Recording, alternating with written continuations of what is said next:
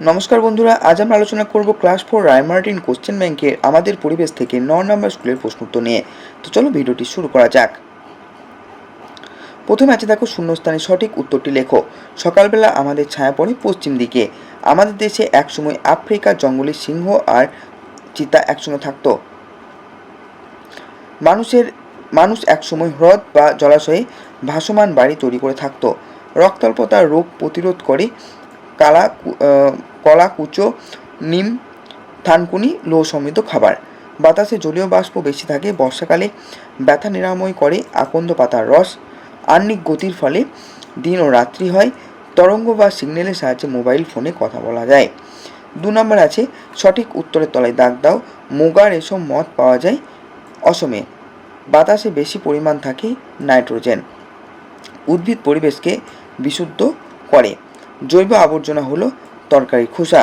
সর্দি কাশির উপশমে বাসক পাতা খাওয়া হয়। সূর্য থেকে দূরত্ব অনুসারে পঞ্চম গ্রহ হলো বৃহস্পতি।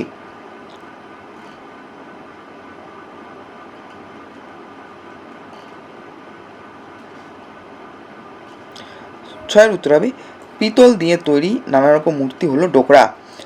সিংকোনা গাছের ছাল ঔষধ রূপে ব্যবহৃত হয়। 3 নম্বর আছে, ভুল সংশোধন করে বাক্যটি লেখো। টুল হলো মাঝারি যন্ত্রপাতি, টুল হলো ছোট যন্ত্রপাতি। ক্ষয় আছে, শীতকালের বিকালে খেলার সময় বেশি পাওয়া যায়। সঠিক উত্তর হবে, শীতকালে বিকালে খেলার সময় কম পাওয়া যায়। মাঠে মাঠে সোনালি ধান হয় শরৎকালে। সঠিক উত্তর হবে, মাঠে মাঠে সোনালি ধান হয় হেমন্তকালে। এরপর সমুদ্রের নিচে শ্যাওলার প্রাচীর আছে। সঠিক উত্তর হবে, সমুদ্রের নিচে প্রবালের প্রাচীর আছে। এরপর ধ্রুবতারা আকাশের পশ্চিম দিকে দেখা যায়। সঠিক উত্তর হবে, ধ্রুবতারা আকাশের উত্তর দিকে দেখা যায়।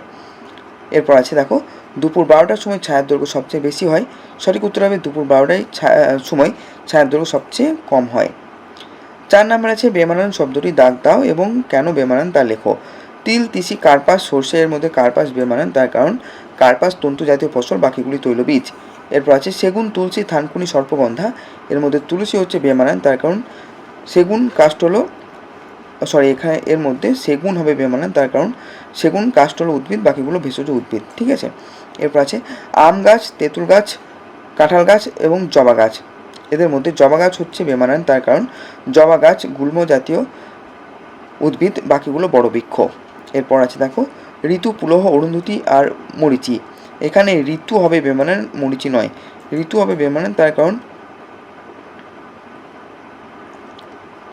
মরিচি, পুলহ ও অরুন্ধতী সপ্তর্ষি মণ্ডলের নক্ষত্রের নাম, ঋতু কোনো নক্ষত্র নয়। 5 নম্বর আছে, নিচের প্রশ্নগুলির উত্তর দাও। প্রথম প্রশ্ন, আর্যভট্ট কোন দেশের মানুষ? তিনি কতদিন আগে কিভাবে দিনরাত হয় জানতেন? উত্তর হবে, আর্যভট্ট ভারতবর্ষের মানুষ ছিলেন। তিনি প্রায় 1500 বছর আগে জানতেন যে পৃথিবী নিজের অক্ষের চারিদিকে ঘোরে বলেই দিনরাত্রি হয়। এরপরে প্রশ্ন, আগুন আবিষ্কারের পর মানুষ কি সুবিধা পেল? উত্তর হবে, আগুন আবিষ্কারের পর মানুষ কাঁচা মাংসের বদলে ঝলসানো নরম মাংস খেতে শুরু করলো। এছাড়া হাড় কাঁপানো শীতের হাত থেকে বাঁচতে এবং বন্য জন্তুদের ভয় দেখাতে মানুষ আগুনকে ব্যবহার করত। এরপরে প্রশ্ন আছে দেখো, প্রদত্ত শিল্পগুলি কোন জেলায় বিখ্যাত? গালা শিল্প পুরুলিয়া, রেশম শিল্প মুর্শিদাবাদ, মৃৎশিল্প নদিয়া, তাঁত শিল্প হুগলি। 6 নম্বর আছে, নিচের ভেষজ গাছগুলির পাতাগুলি কী কী রোগ সারাতে ব্যবহৃত হয়? তুলসী সর্দি কাশি ও ঠান্ডা লাগা সারাতে, থানকুনি পেটের অসুখ বা আমাশয় সারাতে, কালমেঘ যকৃতের সমস্যা ও কিমি সারাতে, নয়নতারা বহুমূত্র, ডায়াবেটিস এবং উচ্চ রক্তচাপ নিয়ন্ত্রণে।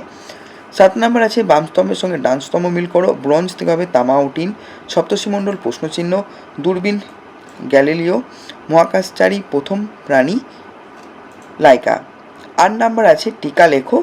ছৌ নাচ পশ্চিমবঙ্গের পুরুলিয়া জেলার একটি বিখ্যাত লোকনৃত্য হলো ছৌ নাচ। এই নাচের প্রধান বৈশিষ্ট্য হলো রঙিন ও বড় বড় মুখোশ। নৃত্যশিল্পীরা রামায়ণ, মহাভারত এবং পুরাণের বিভিন্ন চরিত্রের মুখোশ পরে বীরত্বের নানা কাহিনী নাচের মাধ্যমে তুলে ধরেন।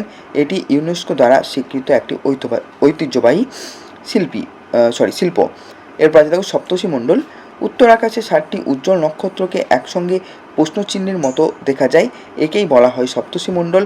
এই 7টি নক্ষত্রের নাম হলো ক্রতু, পুলহ, পুলস্ত, অত্রি, অঙ্গিরা, বশিষ্ঠ এবং মরিচি।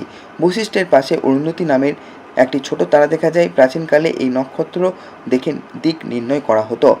এরপর আছে লালন ফকির। লালন ফকির ছিলেন একজন বিখ্যাত বাউল সাধক, সমাজ সংস্কারক এবং দার্শনিক। তিনি গানের মাধ্যমে মানুষের জয়গান গেয়েছেন। তার কাছে মানুষের পরিচয় বড় ছিল, জাতি বা ধর্ম নয়। তার রচিত অসংখ্য গান আজও বাংলার মানুষের কাছে অত্যন্ত জনপ্রিয় এবং সম্প্রীতির বার্তা বহন করে। এরপর আছে দেখো বর্জ্য পদার্থ। আমাদের প্রতিদিনের ব্যবহার করা জিনিসের যে অংশটুকু আর কোনো কাজে লাগে না এবং আমরা ফেলে দিই তাকে বর্জ্য পদার্থ বলে। যেমন আনাজের খোসা, ছেঁড়া কাগজ, প্লাস্টিকের বোতল, পচা ফল ইত্যাদি। কিছু বর্জ্য পদার্থ মাটিতে মিশে যায়, আবার প্লাস্টিকের মতো কিছু বর্জ্য পরিবেশে ক্ষতি করে। এগুলো সঠিক ব্যবস্থাপনা করা খুব জরুরি।